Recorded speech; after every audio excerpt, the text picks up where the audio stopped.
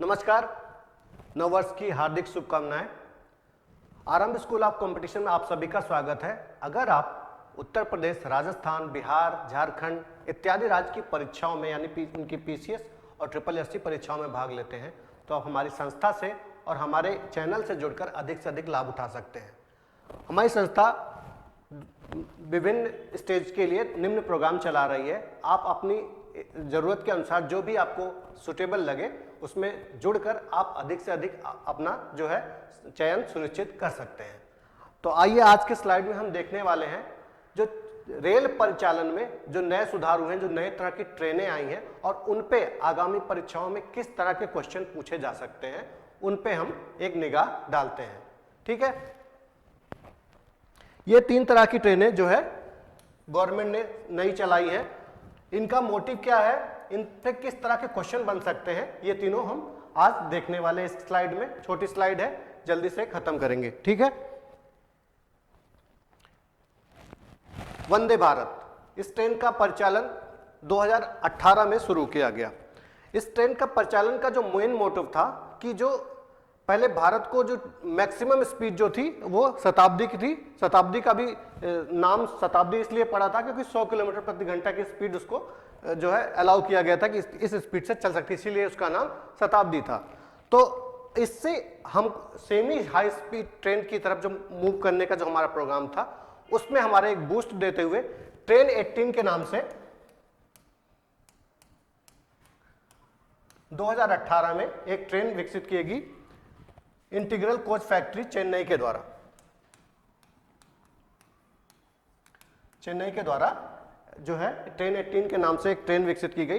तो इसको जो है भारत का डेडिकेशन और जो है मेड इन इंडिया होने के, इसके मतलब मोस्ट ऑफ द कंपोनेंट के मेड इन इंडिया होने के कारण इस ट्रेन को भारत के प्रधानमंत्री ने जो है वंदे भारत यानी भारत को नमन के नाम से इस ट्रेन का जो है नामकरण कर दिया। ठीक है, इस ट्रेन के बारे में और क्या फीचर्स हैं आइए देखते हैं। इसको जो है 160 किलोमीटर पर आवर यानी शोएब अख्तर जिस स्पीड से बॉल डालते थे उतनी जो है इसको अलाउ की गई कि इस स्पीड से चल सकेगी। लेकिन इसने अपनी जो स्पीड टेस्ट थी दिल्ली भोपाल रूट पे 83 किलोमीटर पर आवर की जो टॉप स्पीड इसने गेन की थी। तो ये पूछा नहीं जाएगा, आपके फैक्ट के लिए बता दिया कि ये दिल्ली भोपाल स्पीड पे सबसे हाईएस्ट जो ट्रेन जो ये वंदे भारत जो चली थी उसको यहाँ पे नोट किया गया था। ठीक है, इसके बाद अभी तक 25 वंदे भारत ट्रेनें चलाई जा चुकी हैं जो चल रही हैं डिफरेंट रूट्स पे। इसमें इसके लिए जो है हमने पूरे जो लिस्ट है वो टेलीग्राम पे अपलोड कर दिया है। आप वहां से देख सकते हैं कि कौन सी ट्रेन किस दिन इनॉग्रेट हुई थी और किस किस रूट पे ट्रेन चल रही है। अगर वैसे तो रेलवे जो परीक्षाओं उनमें पूछा जा सकता है, बाकी पीसीएस और ट्रिपल एससी में बहुत कम चांसेस हैं। ठीक है, 24 सितंबर को 9 और नई ट्रेनों का उद्घाटन किया गया है डिफरेंट रूट पे। ठीक है, और जो इस पे जो क्वेश्चन पूछे जा सकते हैं कि पहली वंदे भारत कब चली थी, जैसे मिलान के लिए दे सकता है कि ये बताइए कि वंदे भारत, और यहाँ मिलाने के लिए दे दिया कि पहले रूट किस पे दिया, फिर दूसरा दे दिया नमो भारत, ये किस पे रूट चला है, या फिर दे दिया फिर अमृत भारत, ये किस रूट पे चली थी। तो आपको मिलाने के लिए दिया था, तो इसलिए आपको याद होना चाहिए पहली जो ट्रेन चली थी वो वाराणसी से नई दिल्ली के बीच में चली थी। दूसरी ट्रेन जो चलाई गई थी वह माता वैष्णो देवी के लिए न्यू दिल्ली और कटरा रूट से चली थी। ठीक है, इसका जो विकास किया गया था ये एक कंसोर्टियम के द्वारा यानी जो 2-3 जो है मैन्युफैक्चरिंग ग्रुप के द्वारा किया गया था। उसमें जो था रेल विकास निगम लिमिटेड RVNL और रशिया की TMH के द्वारा। अब जो नया है, पहले तो ये जो वंदे भारत है ये चेयर कार ट्रेन है, लेकिन अब जो है स्लीपर ट्रेनों का भी विकास किया जा रहा है। वो नया कंसोर्टियम है RVNL और रशियन की TMH ग्रुप के द्वारा ये विकसित किया जा रहा है। आगे देखते हैं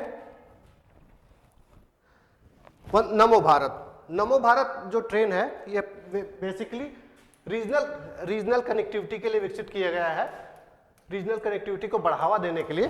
तो रीजनल कनेक्टिविटी से क्या मतलब है, जैसे क्या हुआ कि सपोज कीजिए जैसे दिल्ली हो गया या लखनऊ हो गया, पटना हो गया, तो यहाँ पे बहुत सारे आसपास के लोग डेली आते जाते होंगे।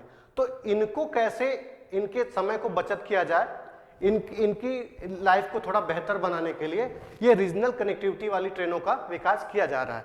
तो इस क्रम में पहली जो ट्रेन है, जो इसको rapid rail train transit train के जो है सिस्टम जो स्टार्ट किया गया है, वो मेरठ और दिल्ली के बीच में स्टार्ट किया गया है।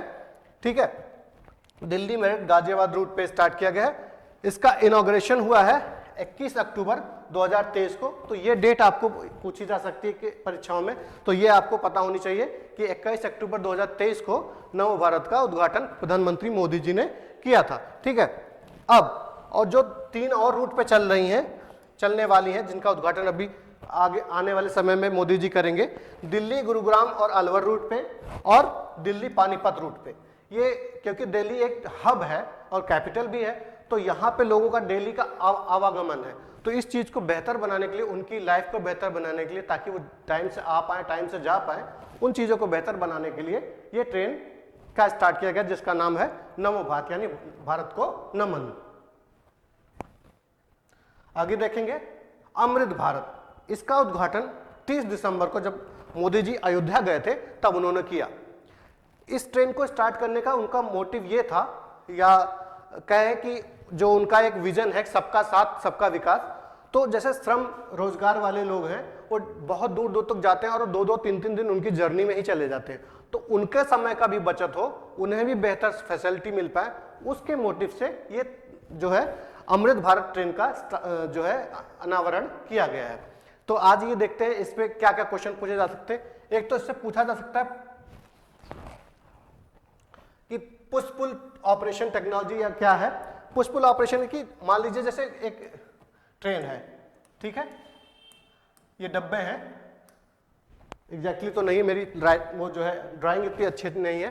तो इसमें जब आगे और पीछे दोनों जो है इंजन लगाए जाएंगे, तो दोनों इंजन को 6-6 हजार हॉर्स पावर के 2 इंजन लगेंगे इसमें। ठीक है, और दोनों इंजन एक ही दिशा में इसको पुल करेंगे। इसी एक पुल करेगा और एक पुश करेगा, तो इसी को बोला गया है पुश पुल टेक्नोलॉजी।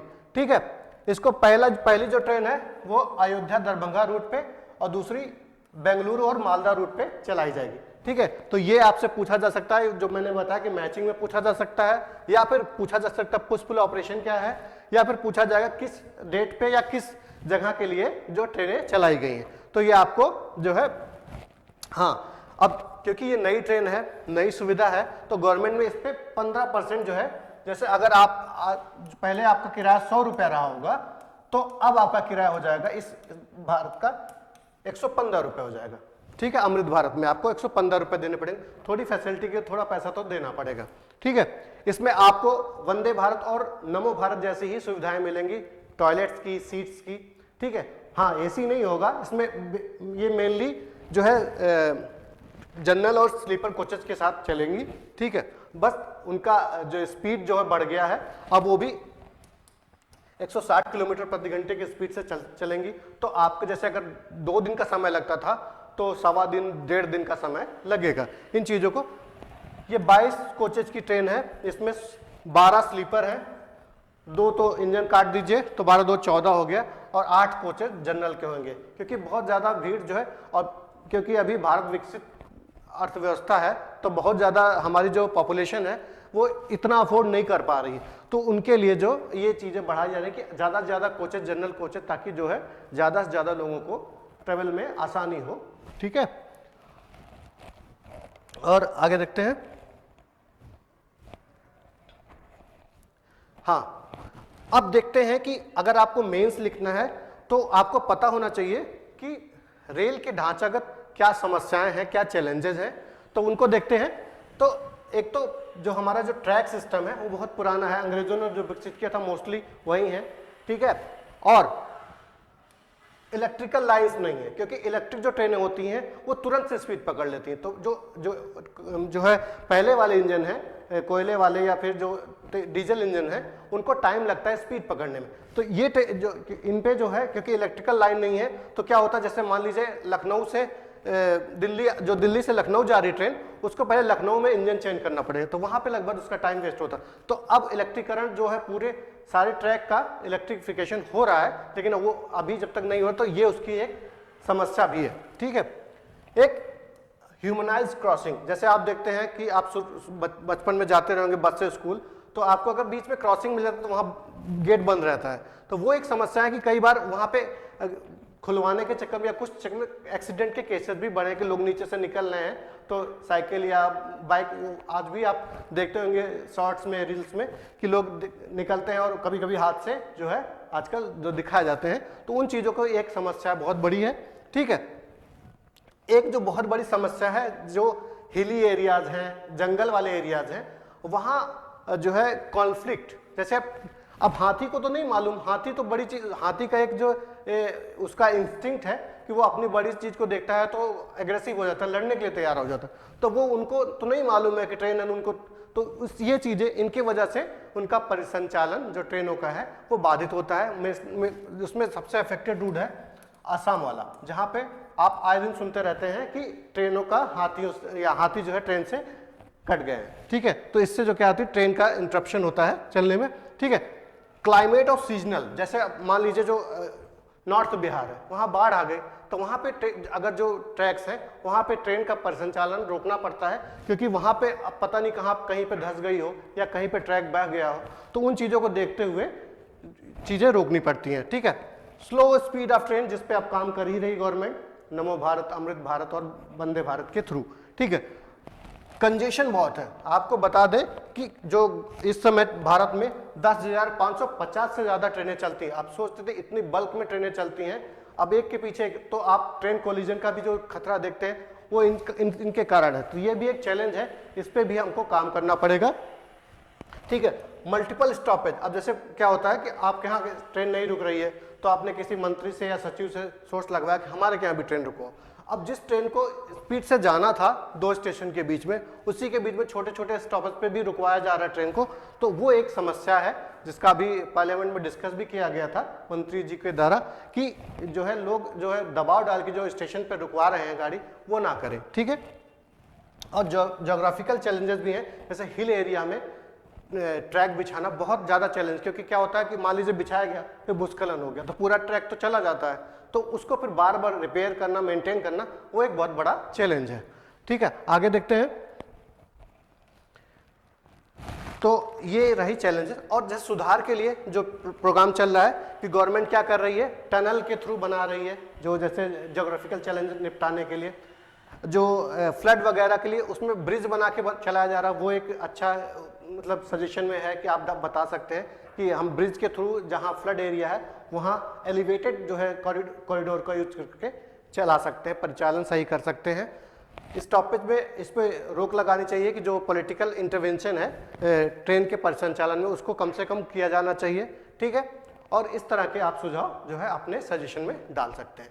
तो that's all for the day, thank you so much.